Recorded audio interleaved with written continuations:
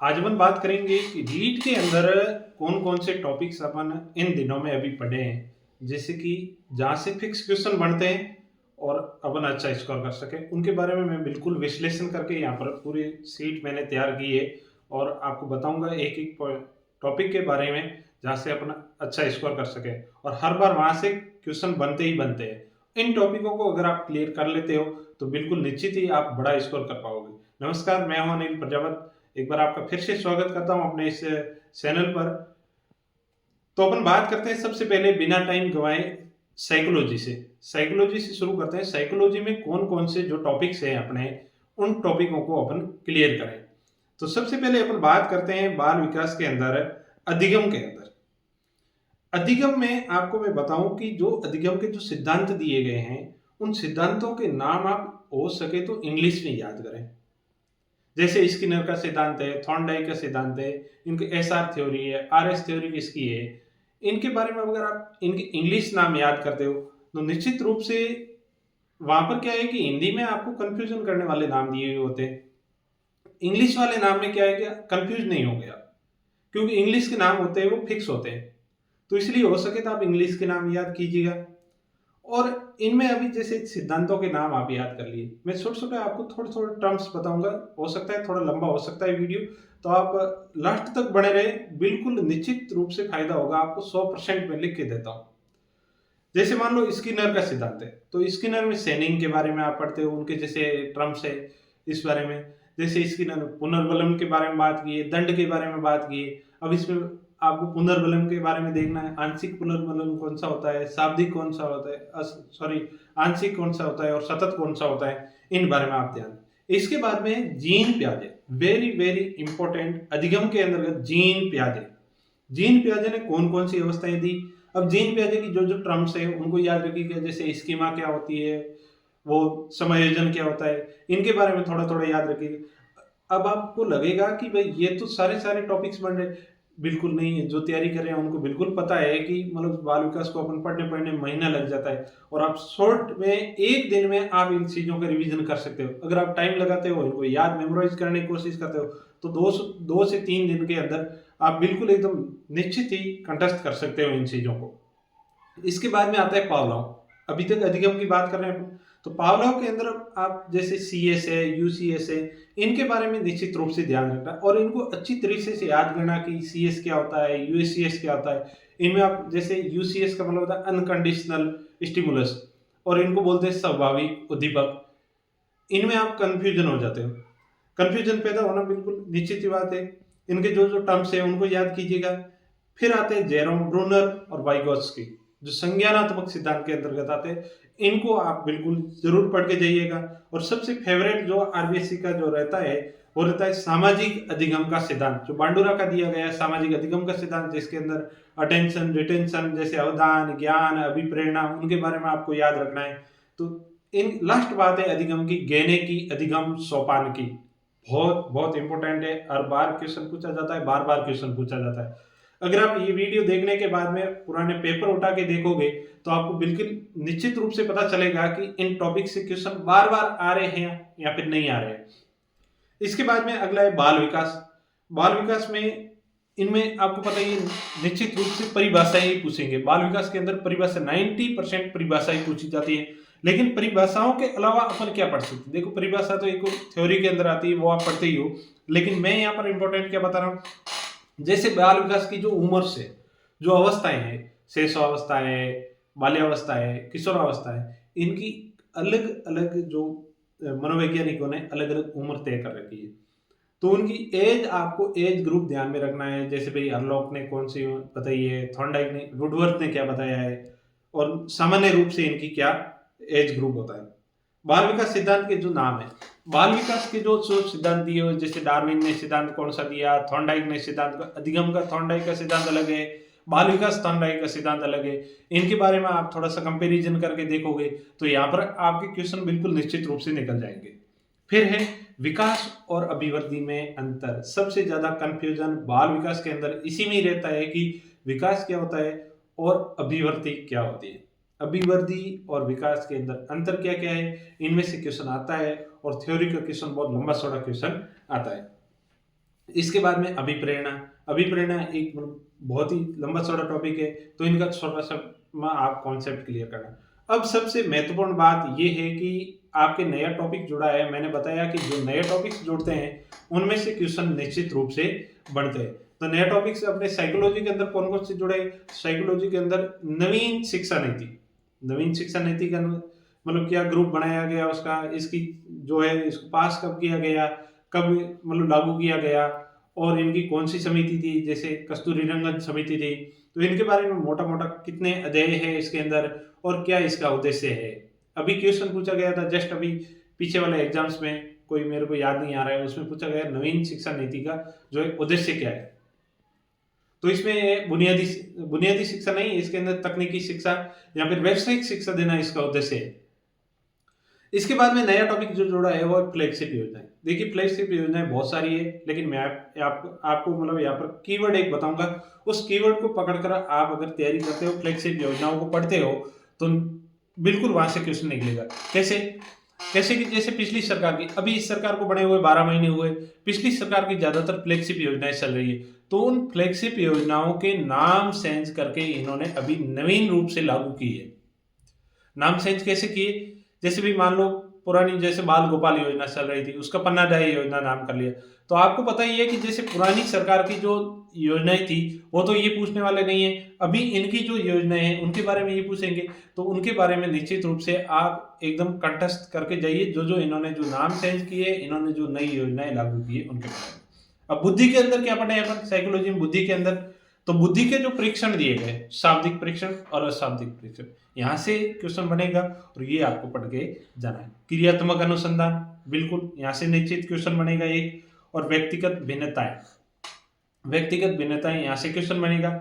Maslow की मूल आवश्यकताएं, बार बार क्वेश्चन यहाँ से बनता है। मैं जो यहाँ से 10 से 12 टॉपिक आपको जो बता रहा हूँ, इन टॉपिकों से साइकोलॉजी से क्वेश्चन बाहर नहीं जाएगा, ये मैं बिल्कुल वादा करता हूँ। देखो पूरा 100% मैं कह नहीं सकता, लेकिन इन टॉपिकों को अगर तैयार करके जाते हो तो 20 से 25 के बीच में आप यहाँ से क्वेश्चन निकाल सकते हो।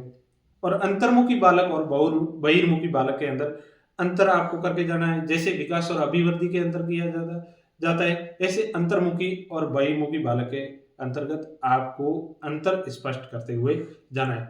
नए टॉपिक से पिछली बार जोड़े थे कल्पना, चिंतन, तर्क और सीखने के प्रतिफल। यहाँ से 2 से 3 क्वेश्चन बनते हैं और फिक्स क्वेश्चन है, छोटे छोटे टॉपिक से। बिल्कुल आप इनकी सिर्फ और सिर्फ अर्थ को समझ लीजिएगा। बाकी हालांकि इनके सृजनात्मक जो चिंतन होता है, असृजनात्मक चिंतन होता है, ये बहुत लंबा चौड़ा बन जाता है, लेकिन इनको आप शॉर्ट में करके जाइए। बिल्कुल वीडियो में अंत तक बने रहिएगा। अगले हिंदी संस्कृत के बारे में और सब्जेक्ट के बारे में भी मैं बहुत कुछ बताने वाला हूँ। फ्राइड की अवधारणा, फ्राइड बहुत ही इंपॉर्टेंट है, किसने बोला कि नहीं है। चेतन मन, अचेतन मन, अवचेतन मन, इनके बारे में आप थोड़ा सा पढ़ के जाइए। फ्राइड की जो अवस्थाएं हैं, एनल से जिसमें गुदी अवस्था है, मुख्य अवस्था है, इनके बारे में आप थोड़ा सा जो 5 अवस्थाएं दी है इनके बारे में। अधिगम की विकृतियां और रक्षात्मक युक्तियां, ये बड़ा जो है इनका टॉपिक है साइकोलॉजी के अंदर। और निश्चित रूप से आप ज्यादा से ज्यादा इनके ऊपर टाइम लोगे तो 2 दिन से ज्यादा इनके ऊपर टाइम नहीं लगेगा। अब बात आती है हिंदी के अंदर, सबसे इंपॉर्टेंट बात है हिंदी की। देखो व्याकरण तो आप कर ही लोगे, बात है इसमें शिक्षण विधियों की। पहली बात तो जो व्याकरण के क्वेश्चन निकलेंगे वो आपको निकलेंगे PYQ से। कहां से निकलेंगे? PYQ से क्वेश्चन निकलेंगे आपके। और PYQ को आप अच्छे से एनालिसिस करके जाओगे पिछले आए हुए क्वेश्चनों को, तो बिल्कुल यहां से आप पार कर जाओगे।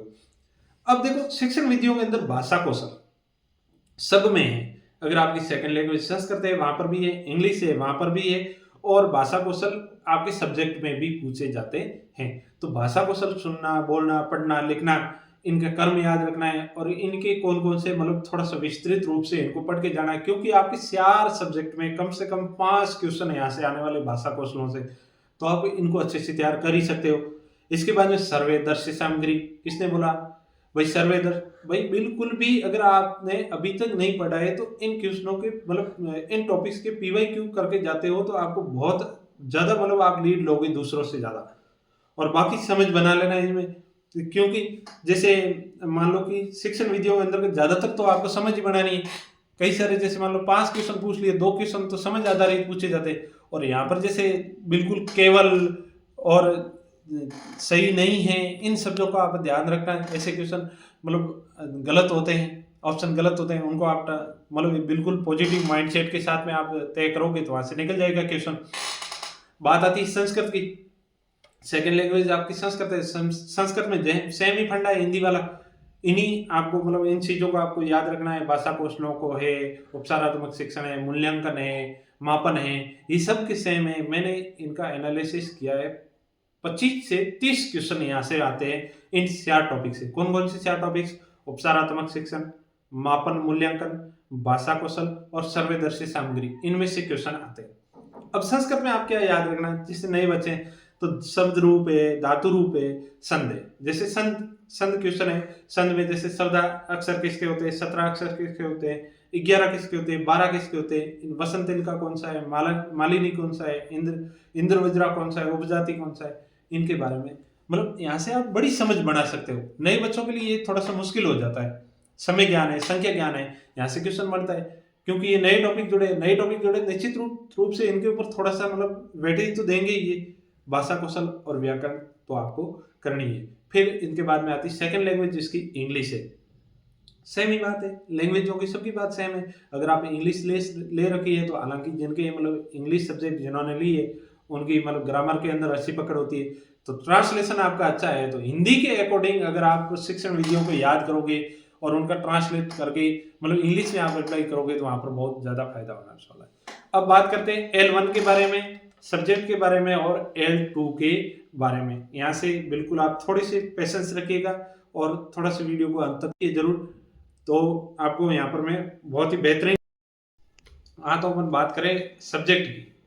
अब देखो, जिसका L1 है, L1 के सब्जेक्ट अलग है, L2 साइंस, मैथ और एसएसटी के बारे में, सबके बारे में कॉमन बात करूंगा और कॉमन टॉपिक की बात करूंगा, क्योंकि जिसके सब्जेक्ट है, सब्जेक्ट के बारे में तो बिल्कुल वो जानते ही हैं अपने सब्जेक्ट में क्या क्या पढ़ना है क्या नहीं। इनके अलावा आप कहाँ पर लीड ले सकते हो उसके बारे में अपन बात कर रहे हैं।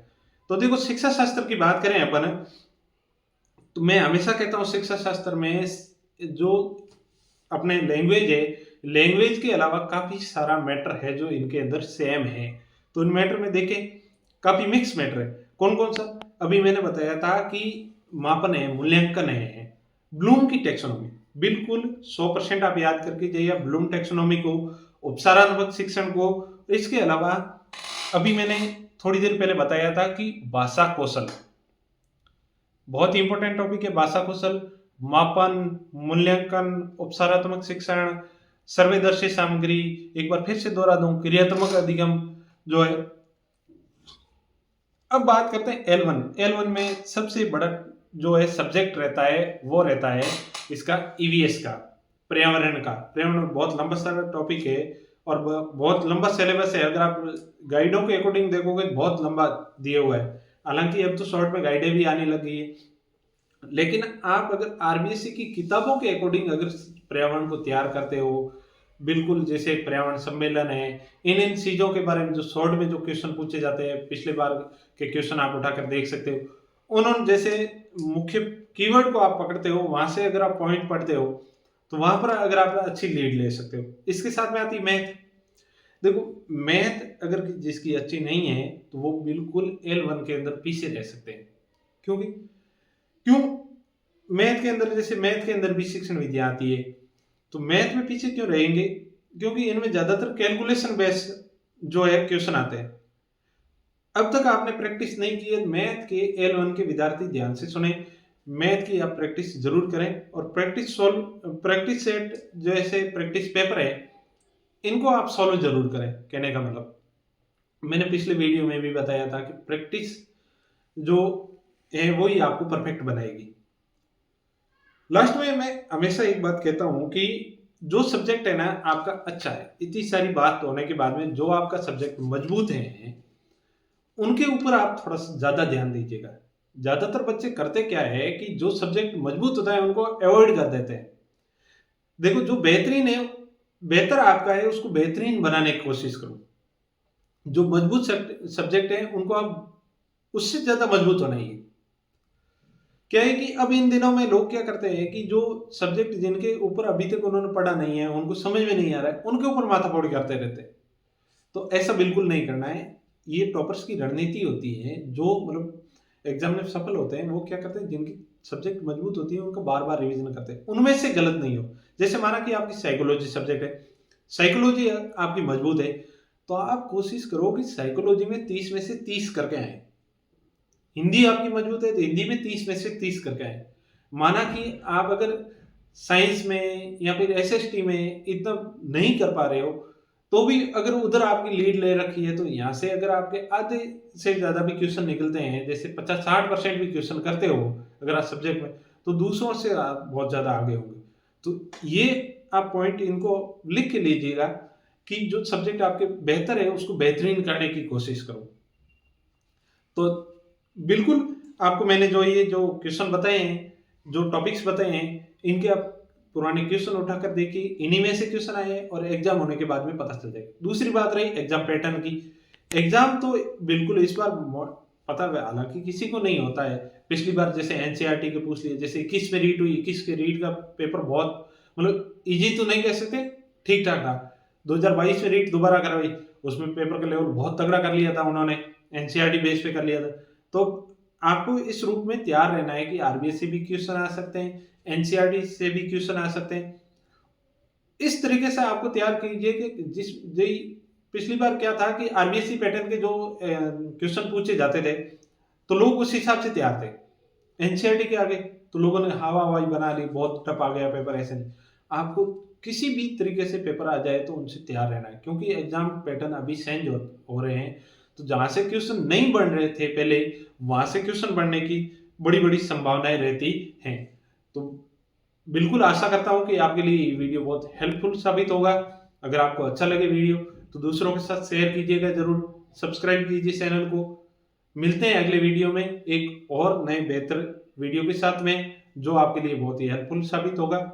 नमस्कार, धन्यवाद।